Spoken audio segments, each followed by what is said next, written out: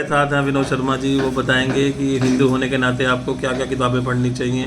Sir नमस्कार जी। तो पहले सत्यार्थ प्रकाश पढ़ लीजिए आप। हाँ जी, ये किताब अमेजोन पे उपलब्ध है। क्या नाम बताया सर? सत्यार्थ प्रकाश। अच्छा, और क्या कीमत होगी इसकी? इसकी देखिए 10 रुपये से या 70-80 रुपये होगी। चलिए, तो ये अच्छी किताब है। इसके बाद तभी वेद कुछ समझ में आएंगे, नहीं अन्यथा आप शुरू में आप वेदों को पढ़ने लगे, उपनिषद को पढ़ने लगे, कुछ समझ में नहीं आने वाले। अच्छा, वो बेस है।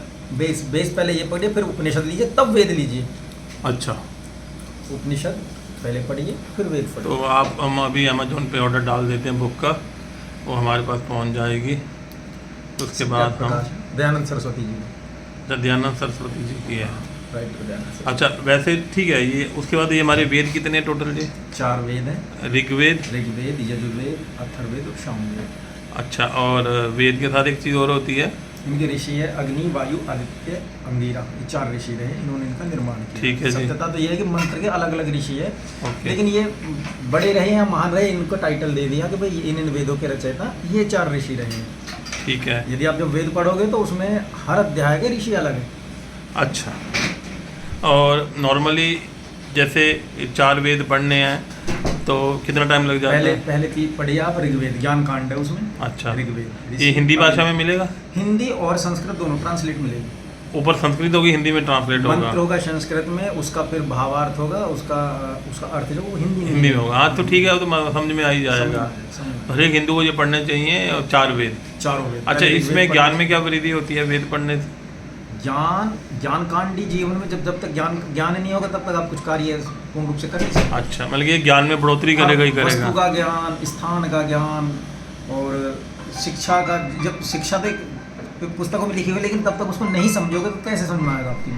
समझ गया। पढ़ना और उसको समझना अंतर है। हमारे हिंदू शास्त्र में वेद ही मेन है या कुछ और भी पुराण है? वेद पुराण कहते हैं ना? पुराण है, 18 पुराण है या मुझे नहीं कंफर्म इसका, क्योंकि मैंने पुराण पढ़े नहीं है। अच्छा। और पुराणों में थोड़ा सा मिलावट कर दी है, तो उसमें ये समझ नहीं आता कि सत्य क्या है और असत्य क्या है।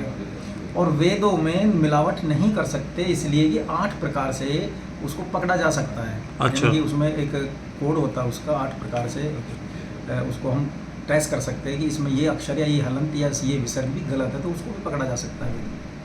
ठीक है सर, ये हम सुनते हैं कि भागवत हो रही है यहाँ पे, पंडित जी भागवत कर रहे हैं उस मंदिर में। ये भागवत क्या होती है?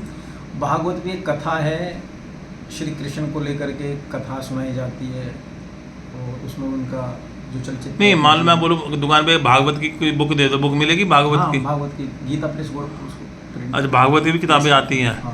और प्रॉपर स्टोरी होगी, जो भी सारी भागवत कथा होगी, कहानियाँ होती है। सही कह रहे हो। अच्छा, भागवत हुई या आपके पुराण हुए, ये सब कहानियाँ। अच्छा, अब बचे दूसरे 2 ग्रंथ, रामायण और महाभारत। कुछ लोग रामायण पढ़ते हैं, कुछ उसमें एक सुंदरकांड पढ़ते हैं। इन ये तीनों में क्या अंतर है? वो रामायण के साथ आता है। नहीं, रामायण, महाभारत और सुंदरकांड, इन तीनों में क्या महत्व है और क्या अंतर है? रामायण में भी चलचित्र श्री राम का है, और उसमें चौपाइयाँ होती है, उसमें मंत्र या श्लोक नहीं होते। गीता में श्लोक होते हैं, उसमें मंत्र नहीं होते। अच्छा, बल्कि गीता का लिंक महाभारत से आ गया और सुंदरकांड का लिंक रामायण से आ गया। वेदों से हैं। यजुर्वेद का 40वां अध्याय है जो श्री कृष्ण ने अर्जुन को सुनाया है। अच्छा, ठीक है।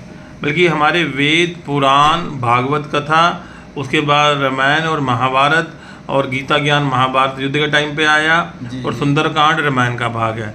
मैं यही है या इसके आगे पीछे और भी कुछ है कि पढ़ने को? ज्ञान तो बहुत है, अनंत है परमात्मा का, लेकिन आप इतना भी पढ़ लोगे तो बेटर है, तो बेड़ा पार है। जी। तो ये विनोद शर्मा जी पंडित से ब्राह्मण जाति हैं, और ये ज्ञान रखते हैं, पढ़ते रहते हैं। सर बहुत बहुत धन्यवाद आपका। नमस्कार।